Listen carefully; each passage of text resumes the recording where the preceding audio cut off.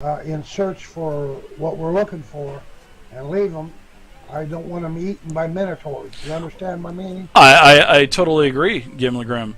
You know, you're going inside of Thunderspire Labyrinth.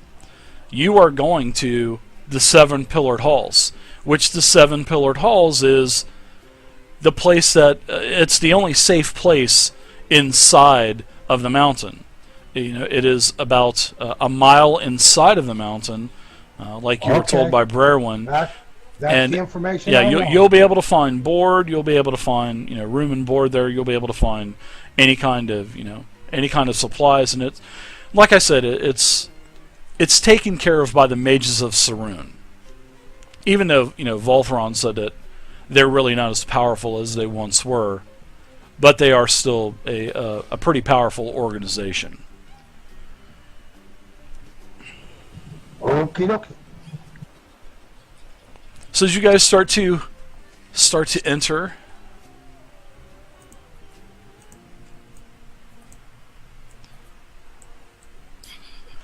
trying to set the mood. I love the ambiance. Set the mood for you. All right, so you guys are now traveling on the Road of Lanterns, and below you can see that there is a map. I've got two maps that are covered up down here. This first map on the left, this is the map that was given to you. Now I'm going to uncover some of this stuff.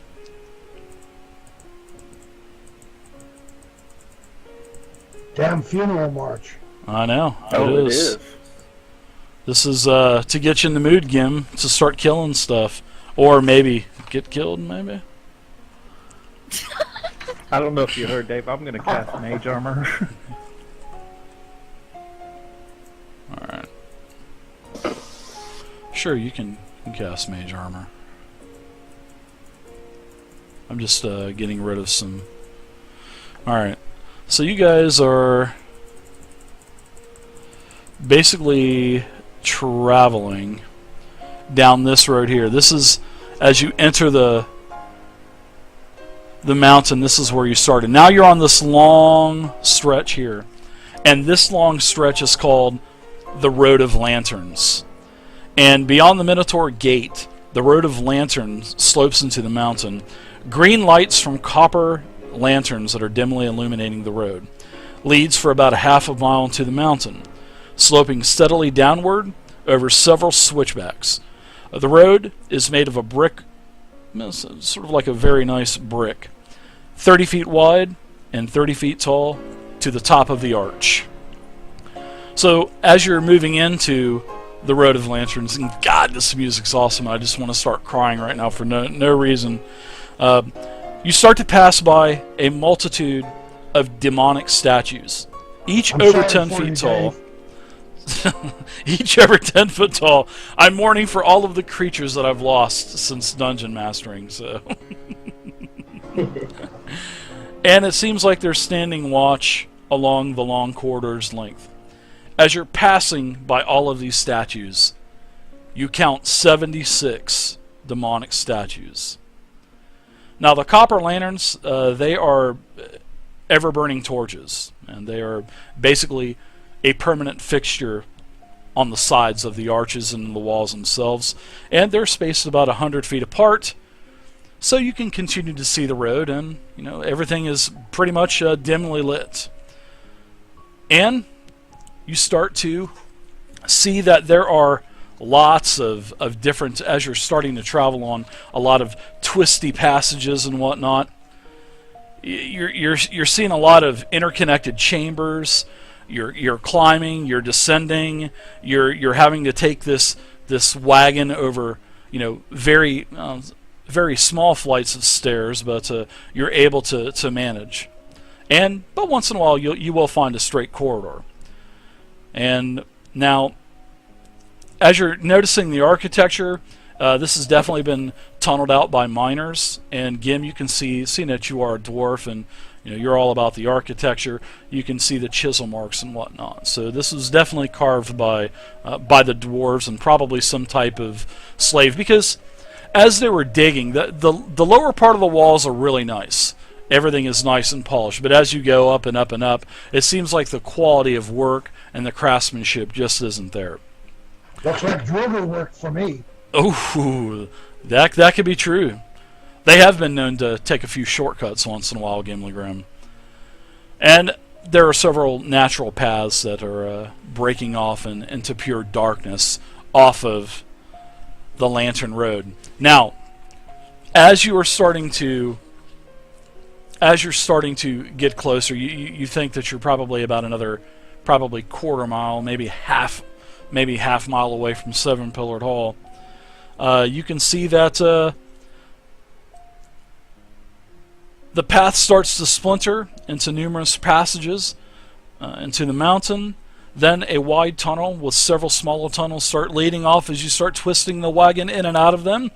And as you're making your way, you notice that there is a beam of light spilling out into the corridor that you were traveling. And I'll put you guys on a new map. Trying to give this as much ambience as I can with the funeral music and all that stuff. Well, give me 1 second, again. Let me get all set up.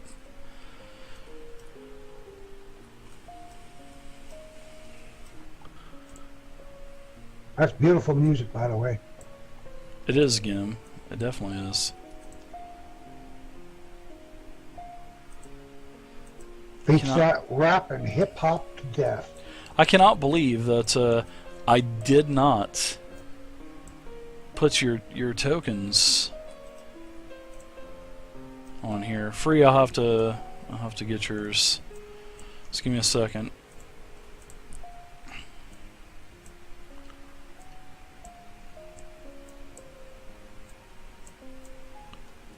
All this, you think you have it all done, and then there's just one more thing that is always not done, and it's like such an important thing. Your dungeon master sucks. You said it, I didn't. Oh no. Alright, so I'm gonna put who all has vision really quick? I got I 60. do. I do. So I think everybody does, don't they? Everybody has vision? No, the ranger does. Oh, I figured everybody does. So you Do we guys... not have a human in our group? Nope. No, everything should be, everything should be... I don't know why you guys aren't, stand by, let me look at this.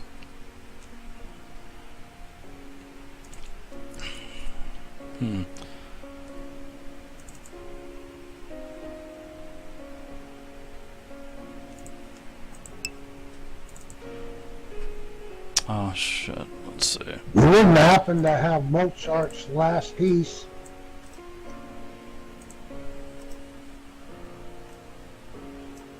How about I scroll down to the right portion of the map?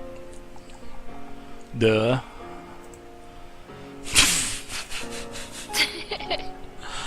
Unbelievable. Yeah, this is my first time playing Dungeons and Dragons on Roll20. I appreciate you guys bearing with me on this. We'll cut you No some slack, problem, Dave. Dave. I appreciate You're it. doing incredibly well for your first time. Alright.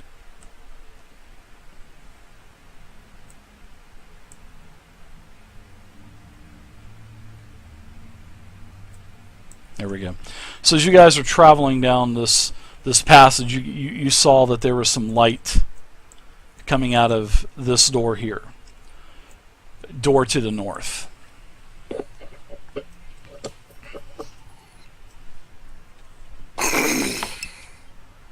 Now, as you guys start to get a little bit closer, I want you guys to give me some perception checks. And in fact, yeah, I'll just go ahead and tell you what you hear anyway. So don't worry about the perception checks. Now, as you guys get closer, you guys start to, I'm sure you probably. What do you guys do with the wagon? I mean, are you guys just bringing that thing riding up, or are you leaving it down the? This is off like a little side path, and you saw the light, and everybody. Well, you're gonna have to come through here anyway. So I guess you just probably leave the cart back, right? I quickly there, I still don't see anything on the map. Oh, because We can always come back and get it. I'll stay behind just to guard the cart just in case. Yell for me if you guys need anything. Well, there's the horse that needs to be fed. I'm going to make sure there's grain and hay or straw and water. Everything worry, the horse Kim. needs. Yeah, No don't worry worries. about all that. But if I hear shouting, I'll be right there. Well, if we can't come back, I want to make sure this horse has something to stay alive. I'm sure he'll leave without us, no problem. For you should be able to see now, right, bud? I can see now, yeah. Alright. Yeah, I forgot to... I had everything done on your sheet except for attaching your darn token, so sorry about that. Alright, so as you guys are starting to get closer to this door, you can hear coarse laughter and like gutting voices from up ahead. And you hear a rough voice say, and he is speaking in common, "Yozar now, halfling! Yozars!" And then you hear a halfling kind of laugh out. Well, I don't know why I'm going to be yours. And then you hear the gruffy voice, "Well, we're going to be able to get $10 for your head. Well, 10 gold pieces for your head. That's why. Shouldn't have been snooping around where you shouldn't have been snooping around, you stupid halfling." Well, Sounds like sir, if somebody I'm needs our help. good, sir. If you're going to get 10 gold for my head, why don't you just allow me to pay 30 for it and be done with it, and I'll be on my way. Gim, are you just charging right on in, bud? Charge again. That's what Gim does. That's Reaping good. strike, I'm charging on in. No, I'm going to use my warhammer and knock on the door. All right, so Gim knocks on the door, and you can see that there is a... you hear the knock. "One of you grunts, go get that. See who it is. See if it's the one that's supposed to be here to pick up this stinky halfling." "Ah, well, sir, I've bathed quite recently." And all of a sudden, Gim, the door opens up. There are two doors in front of you. There's a double door. One of them opens up, and there is a hobgoblin standing in front of you. Now, as soon as you open up the door, the hobgoblin just reeks of just rot. And as he opens up the door, he opens up one side of the door. And he opens it up, and you can see inside, Gim, very foul odor coming from this. And he goes, "Yeah, what do you want? Are you here to pick up the halfling? Yeah. Come on By the in." way, you need a bath. What do you mean I need a bath? You need a bath, dwarf. You Hey. stink. You reek. Wait a minute. You're not a duergar. You're not our partner. Roll initiative. Nice try, Gimli Grim, though. Big difference between a mountain dwarf and a duergar. "Hey, boys, we've got another dwarf here. We're going to get 10 gold for his head." You think so, huh? And you can hear some laughing inside. Oh, Gim, man. Strut. That's all Gim does. I love it, man. It's so good.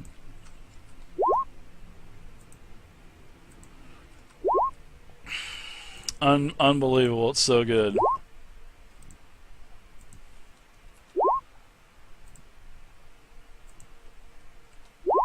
I'm just trying to think, Dave, does my familiar get initiative as well? We'll have to worry about that later on, bud. He's going to be a passive thing right now. We'll have to, that's something that we're going to need to take care of beforehand, stuff like that. Like Monday, Tuesday, Wednesday.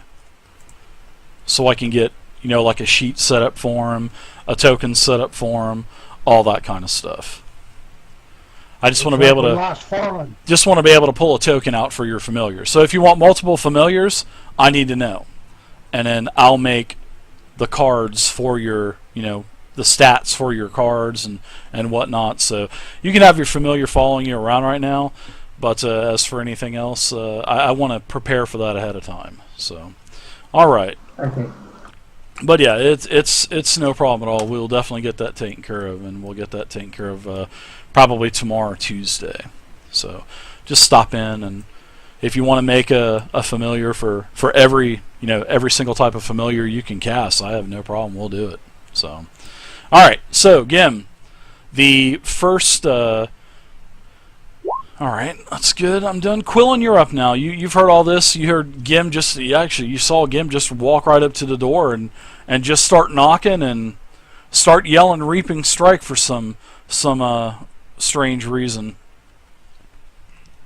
Okay, I'll cast Hunter's Mark. Okay, what are you casting Hunter's Mark on Gim or one of your party members? Okay. Yeah, good point. No problem. I was just kind of wondering, like, whoa, is he gonna? I want to see this. I want to see this treachery and evil. We're down in the Underdark. When it's my turn, I'm going to mark his ass. I bet you are, Gim. All right, so if you get behind Gim, you'll be able to see him full. Well, I guess you could mark him right there. I mean, usually I don't do corners, so because I want the line of sight thing. So, all right, so you want to mark this guy. All right, go ahead and deduct your 2 spell points, and he is now officially marked. Everybody's at full hit points. Everyone has their spell backs, their healing dice. No inspiration. Everybody's used their inspiration. You guys are gonna have to earn the inspiration from here on out. So, but whenever you get it, like I said, don't hold on to it because you're gonna be able to earn more. So, all right, Quillen, you've got your target marked. That's a bonus action, right? Correct. Dave, all you right. got 2 screens. 2 screens on your On roll 20. cam. Yeah, you got 2. Weird. Is it gone? Should. Now it Yeah. is. Huh, weird. I Yeah. don't know why No, it don't know why it popped up there. And Sorry about that. Farland, I do not see any of you. Yeah, I had to reload. Yeah, just turn off the cams and turn them back on for others, Gim, and we should pop up. All right, so Quillen, do you want to get an attack in on your hunter's marked target? Most certainly. All right. All right, so that is an attack versus armor class 15, and that is a miss. This hobgoblin that you are attacking is in chainmail, also wearing a shield, even though his token doesn't represent that. So the arrow goes right into his shield, and he just kind of snarls at you. Okay, so next, Gim, you can see that there are several more hobgoblins in this room to the north, and you can see them shuffling around inside of this appears to be a pretty large room. All right, so next up is the rogue. I'm sorry, the hobgoblin that is right here. He is going to disengage from you and use his movement to move back into this area. And disengaging costs his standard action, so he will not get an attack, and he does get to move back, not take an attack of opportunity.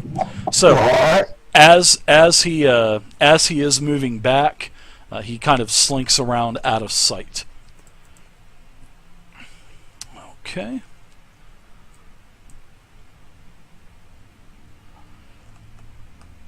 Gimli Grim, you're up now. And Gimli Grim, as you enter this room, you can see that it is brightly lit from all of the bright lanterns that are sitting on the table, the sconces on the wall.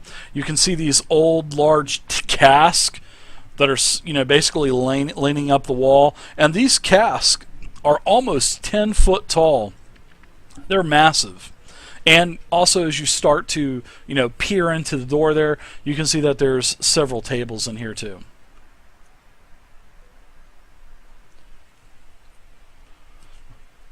Hello, boys. How you doing? We're going to be better once we get 10 gold for your head, dwarf. And then he turns around. 30. Then he turns around and says, "And you back there, keep your mouth quiet!" And you don't see what he's pointing to, but he points to something back in the back, and you hear a "No qualms for me, sir. No qualms for me." All right, so Ren, you're up now. Crasher's probably saying that is the worst English accent that I've ever heard in my life. I've heard worse.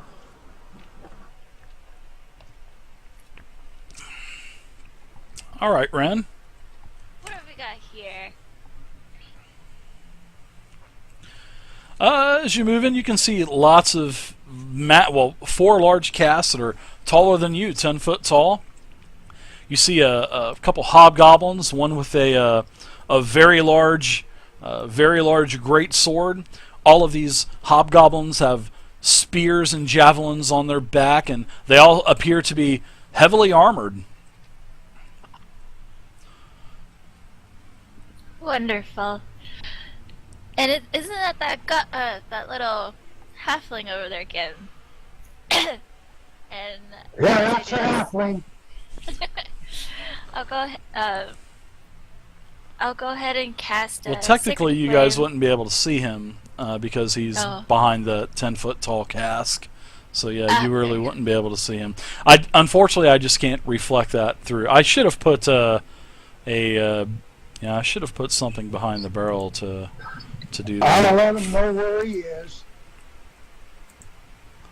Well, I heard his voice, so it sounded familiar. But anyway, There you go. You can't see him now. Gotcha. Okay, so I'll go ahead and cast Sacred Flame at this critter over here. Okay, Sacred Flame. Nice attack macro.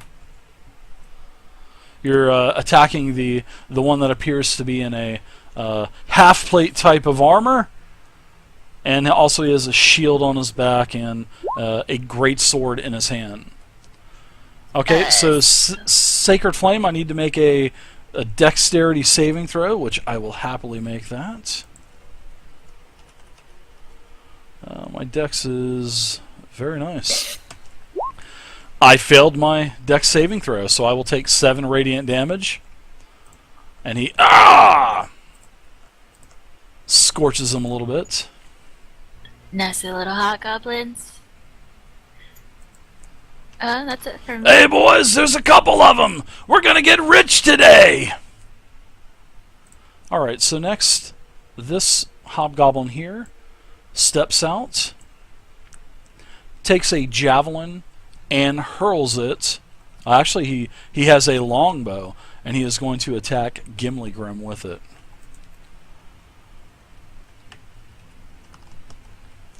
(1d8 plus 1), and misses horribly as an arrow lodges into the door beside you, Gim. He will take another little bit of movement and hold his position there. I see your daddy didn't teach you how to shoot. He just snarls towards you. Free, you're up now. Zanny Zane, thank you very much for the follow, Zanny Zane. Thank you. I heard that! I'll show him who's his daddy. Whoa. That was kind of creepy, Gim. I kind of liked it, actually.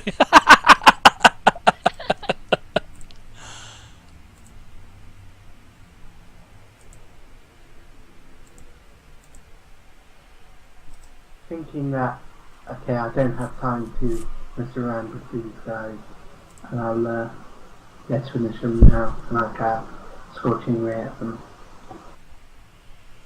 Alright, so which one are you casting Scorching Ray at? The one straight ahead? I'll be dividing 2 on and 1 on this one. Which one can you see from the door? Yeah, you can see this one here, right? You can barely see this guy over here, right? Yeah, I'm gonna give this guy cover. I'm gonna give this guy over here cover because of how far you are back in the wall. So I'm gonna give him partial cover. So I'm gonna give him +2 to his AC. But how many rays are you? What ray? 1, 2, or 3 is going to up top? 1 and 2 to the top. And okay, and then 3 to this one. Okay, go for it. Fire away, USS Enterprise. Fire away, Gridley. All right, so your first ray hits the target, second ray misses the target, and your third ray definitely misses the target, and you hit for 8 damage, and then you'll do no, you won't. You did not hex, so you will hit this one here for 8 damage total, and he is in a weakened condition. So nice job. All right, so as you hit him with your fire damage, you can see that you've opened up a massive wound on his chest, burnt through his armor, and he is in a weakened condition. So, okay, Farland, you're up now. All right, David. Fireball! I can't move through those other 2 guys, so I'm just gonna move next to Crasher. You can move through us. You can move through, yeah. Yeah, you can move through him. That's 20 feet. How much movement do you have total? I got 5 more. I'll end up. Yeah, you're not going to be able to really do anything. Yeah. But what you can do is you can use a dash, which is your standard action, and you can get another 25 feet worth of movement. So you can get 30 more feet of movement, but you're not going to get an attack. You'll get a bonus action if you have anything you can do a bonus action with, but you just won't get another. You just won't be able to take an attack. So you can get inside the room if you want to. I don't know what's inside that room. Yeah. Yeah, nobody's really relayed anything back out, so yeah, it's just you see everybody single file there. But Yeah, I'm gonna move on the other side of free and use a dash action. okay.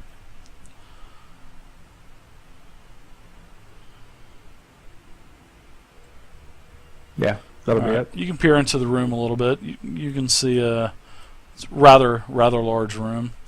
Okay, so next up. All right. Let's see. Back up to the top of the order. Quillen, you're up now. Okay, I want to move into the room.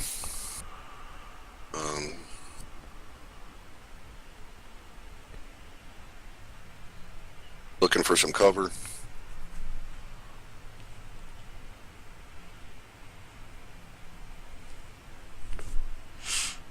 And how are these? They're hobgoblins, right? How are these? You said, is there somebody with a bow? Yeah, there's a couple. Well, this guy back in the back had a bow. As you're moving, you've seen him have a bow. And this guy is using a great sword that you had seen, and that's really pretty much all you saw. This Hey, guy's Dave, in half plates. excuse me. This guy's in. Are these double doors? Yeah, they are. Yep. Okay. One of them's open, one of them's closed. So. Okay, so what did I move there? If I have any more movement. You got a 10-foot barrel in front of you, so basically the creature is going to have some type of cover trying to maneuver around that barrel. Because it is, tall. I only moved 20 feet, and I got a movement, I think, of 35. Let's see, what do you got? What else should have 35? So, yep, you do have 35. I'll move over here. Okay. I want to transfer my hunter's mark, the one with the longbow. All right. That's your bonus action. Right. And then I'm going to fire on him. Okay. 21 versus armor class with the hunter's mark. Let's see, 9, 10, 11. He's not full life, so you'll get Colossus Slayer, which is a total of 17 damage. He goes down, striking him basically between the eyes with an arrow. Still perfect. All right, go ahead and take any other movement. You got 5 more feet of movement. So, let's see. Next up is this hobgoblin in half plate charges up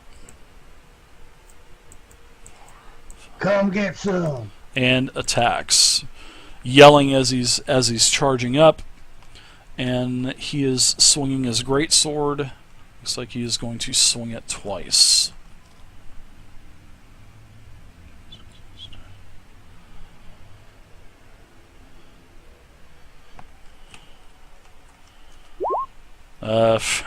First attack is a miss.